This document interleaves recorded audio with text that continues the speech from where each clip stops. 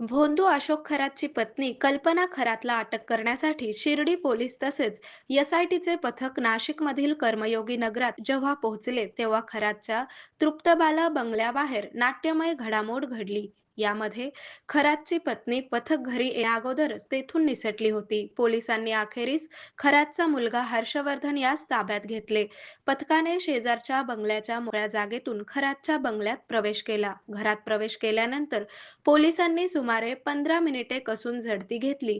यावेळी हर्षवर्धन घरातच मिळून आला. पोलिसांनी त्याला तत्काळ ताब्यात घेतले असून या प्रकरणातील गुन्ह्यांमध्ये त्याचा नेमका सहभाग काय याची चौकशी केली आरोग्य जाणार म्हणजे आहे. केवळ औषध नाही, तर निसर्गाच्या योग्य उपचारांनी मिळणारी खरी आरामदायक अनुभूती.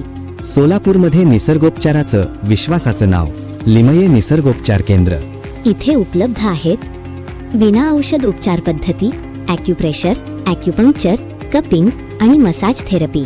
सर्व प्रकारच्या आजारांवर निसर्गाच्या माध्यमातून